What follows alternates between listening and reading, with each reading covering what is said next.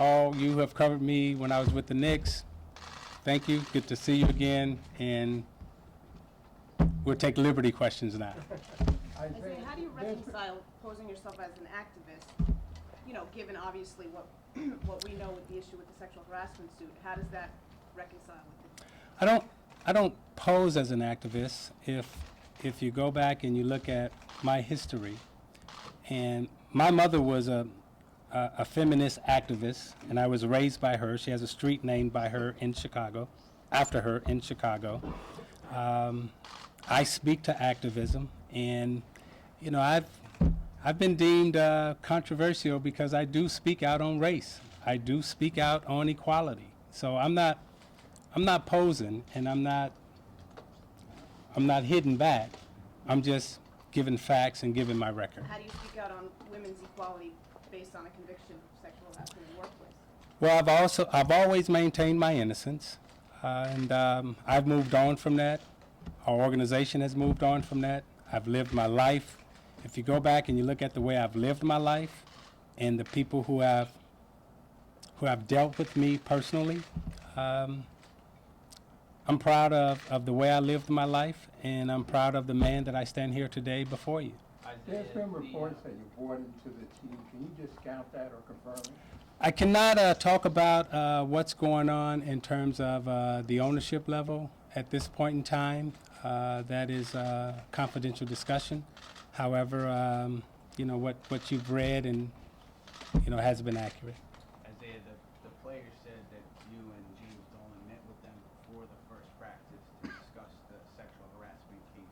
What was your message to the players in that forum, and why did you think it was necessary to do that? It was necessary to do it because of, we live in a society now where, everybody, the information that's out there, some's accurate, some's not accurate, and we felt that it was necessary to meet, discuss, have an open forum, and let all players ask any questions, and then give our side. And we're not,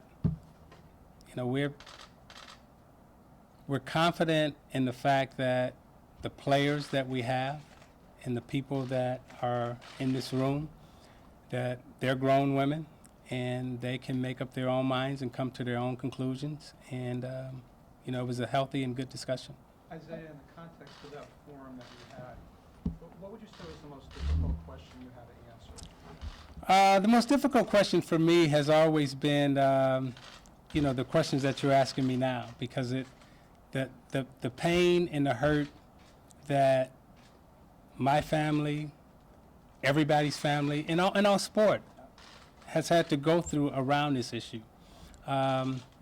It hasn't been pleasant for any of us, and I'm sure there's some of you sitting in the audience who don't want to sit in the audience and be asking me these type of questions.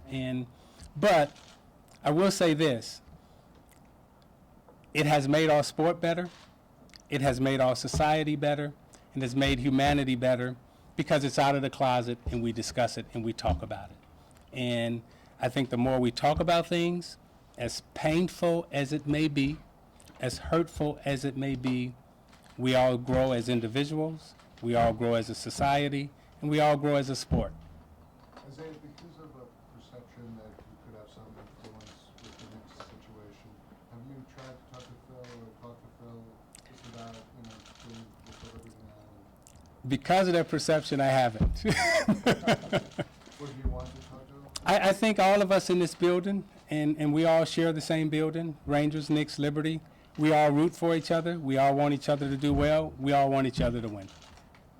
How do you feel you were received, not only by the team after that meeting, but by the WNBA? I can only live every day as myself and put my best self forward, put my best foot forward, and I can tell you that my interaction with people and the way I've been treated internationally, not only just in this country but in other countries, has been very warm and very receptive.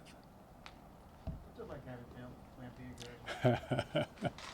It's been great having him. It's been great reconnecting with he and her.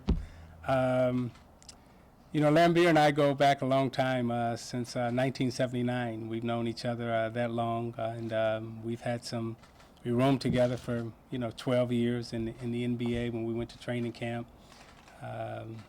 He's been married 30 plus years. I've been married 30 years. Our kids have grown up together. They know each other. So it's always good to be in his presence. He's been a great friend. We disagree on a lot of things. We don't agree on many things. We have our battles. We love a healthy debate, and the thing that I love about him, and I'm sure our players can attest to, at the end of the day, he's all about trying, again, to make society better, make our game better, and that's all we're about. And we have had healthy, lengthy discussions about that, and healthy, lengthy disagreements. But it's been good. Isaiah, Wayne Donovan, who used to coach this team, the New York Liberty, now coaches in Connecticut, had some pretty unfavorable things to say about you coming back into this league or coming into the league. And there's lots of females in executive positions and coaches in this league, and I'm just wondering, do you think you're going to have to address them directly at some point, and not just Dan Donovan, but the ownership of the Seattle team, which is all women and everything, and answer whatever questions they have? I hope I do get to address all of them individually as I continue to walk this path. Because there's not many things that, in terms of their beliefs and their stands on domestic violence, sexual harassment, I'm in agreement with. I'm not disagreeing with any of them in terms of where they stand. Now, the things that they've said about me personally, I like for them to meet me themselves and judge from their own interactions with me. And whatever conclusions they walk away with, that's the conclusion they walk away with. But I'm pretty confident, and I feel pretty good about the person that I put forth and who I am in terms of my honesty and my peace within. Are you confident that you have the trust and the support of the Liberty players? Trust is always, it's always given, it's never taken. And, in all our daily lives and all our relationships, we work on that trust. So, thus far, I think our relationship has been good, and we'll keep working on it. How did this all come about? Whose idea? Was it Jim's idea? How did It was actually Jim's idea. He asked if I would be interested in running a team, because he knew of my stances on, just me as a person in terms of my stance on equality, my stance on the game, and the 30 plus years that I've had in the NBA, seeing its ups and downs. And the WNBA is in a very unique spot right now, because it's, we're still in our teenage years in the WNBA, but we're being compared to a fully grown, mature NBA that has had 50 plus years. And so we still have some hurdles that we have to overcome. And you being here today really helps us, because we encourage you to come back. Don't just walk away today and say, hey, I covered the story, blah, blah, blah, and never come back. That would be hurtful in itself also. Isaiah, you've had some really good, your roster has some college players with tremendous scars. Do you see yourself getting on the court with them and working with them to make them, good pros? I will do my best. I've actually, I've been on the court a couple of times with several of our players, and Lambier has asked me to work with a couple of them, and I've tried to impart as much knowledge as I possibly can about our game. And again, our game, when we look at the game, we as athletes, former players, although in this society we have constructed gender, we don't look at our game and view it through a gender lens. So we go out and we play. And so the knowledge that I hope that I was able to impart and will continue to impart. I hope it's helpful. Isaiah, do you envision yourself going back into the NBA at some point in some capacity? I don't, you never know where life takes you. And I don't think there's anyone in this room who can stand here or sit here today and say, 3 years from now, I'll be here. I live in the present. I stay focused on my present. And this is where I'm at today. I'm going to do the best job that I possibly can do here. And that's it. I didn't, you never know where you're going to end up. Isaiah, you mentioned Teresa Edwards. Going back, can you remember the first time that you were around women playing a game that the switch went on and you said, yeah, I can play the game pretty good too? Well, again, we never, when you went to the park, you never looked at it in terms of gender. And, Dorothy Gators, who coaches Marshall High School, and she's, one of the winners, one of the winningest high school coaches, in the state of Illinois. And she coaches at Marshall. And when I was coming up, everybody played together. So when you went to the court or the basketball court, you picked the best players. And sometimes they were female, sometimes they were male. Majority of the time, you did pick 2 females, and you had when we look at it now, you had a pretty balanced team. But you wanted to stay on the court, and, if you could shoot and you can pass and you can set a screen, because all of us were this big, nobody could dunk. So you wanted to stay on the court, so you picked the best players. When you accept Thank you, everybody. We're done? So We're done. fast? Thank you for coming. I didn't want to be rude. Sorry, one more. Sarah, go ahead. No, one more. I was just saying, when you accepted the job, whatever deliberation you went through in your own mind, did you contemplate bringing negative attention? I mean, you had to know what the public perception was going to be. Absolutely. And were you concerned about that? We were concerned. We talked about it. But at the end of the day, you can only live your honesty. You can only live your truth. And what I know from being an African American male in this society, perception. They say perception is reality, but we know that perception is not accurate.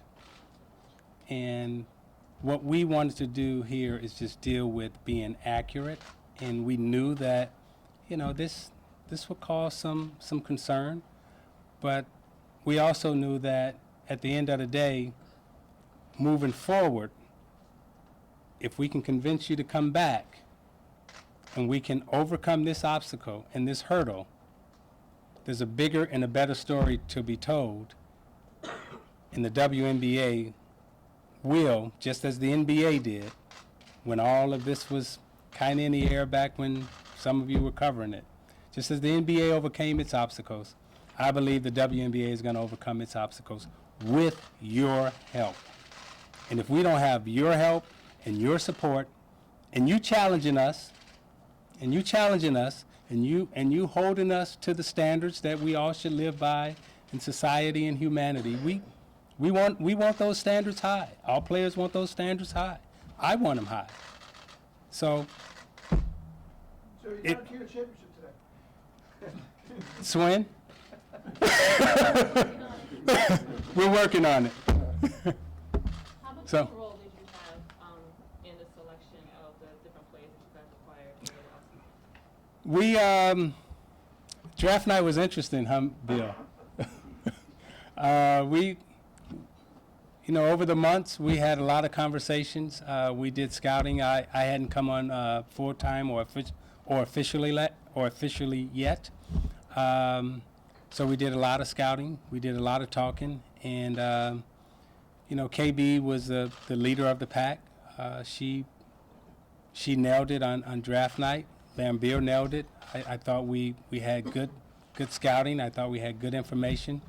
I got my master's from Cal, so I knew Brittany well because she graduated from Cal, so I was able to talk to all her professors and all her academic advisors and so forth and so on. And, and Stokes was right up the road, so I was able to drive up, sneak in, walk around campus, and, even talk to, a couple of former players that I coached there who happen to coach at UConn right now. So we had some pretty good intel on draft night, and I thought we did a good job. I remember watching when Amber was they played UConn out at Stanford, and I remember watching that game, and I kept saying they can't stop her from going left, but she goes left all the time. But they couldn't stop her. But the thing that impressed me the most about that game is UConn had the ball out of bounds under their basket with maybe a minute or how much time was in the game, Amber? Well, come on, it was over here. Come on, how much time was in the game when UConn get Stokes? How much time was in the game when y'all couldn't get the ball in? How much time? Anyway, they had trouble inbounding the ball. Now, this was the big moment for me. Okay, you got the coach of Stanford, who is the game is always evolving. So you got the two best coaches. You got Gino, you got Tara, and they going at it, right? But Stanford has totally changed the way they play the game. Their dribble drive, they shooting the three. Stanford was, come down, pass it, set it up, get it inside. Totally changed their game, right? Gino, one of the best coaches ever, okay, and they're going at it. And seeing UConn struggle to get it in bounds let me know again that in this game, it's a game that you never master, it's a game that you always make mistakes in, and it's a game that you can always get better. So we're not perfect, the game's not perfect, none of us are perfect, but we always strive to get better. And I hope all of you come out, continue to watch our players, continue to critique and judge our season, our ups, our downs, our highs, our lows, and, tell your friends. My mama used to say, nowadays you can't discipline your kids the way you used to discipline them, but my mom used to discipline me, right? And I would say, Mom, you crazy. She would say, yeah, tell your friends. Tell your friends. So I'm telling all of you, tell your friends. Tell them to come watch our game, come see us play, come enjoy us. Thank you for coming out today, and I'm gonna give you a big hand for coming out, supporting us, and keep coming back, keep watching our players, because there are some great stories in the WNBA. There are some great stories sitting over there on the couch. I encourage all of you to get to know them, just as you have gotten to know the NBA players and their stories. So if we're about equality, let's be equal here. Thank you.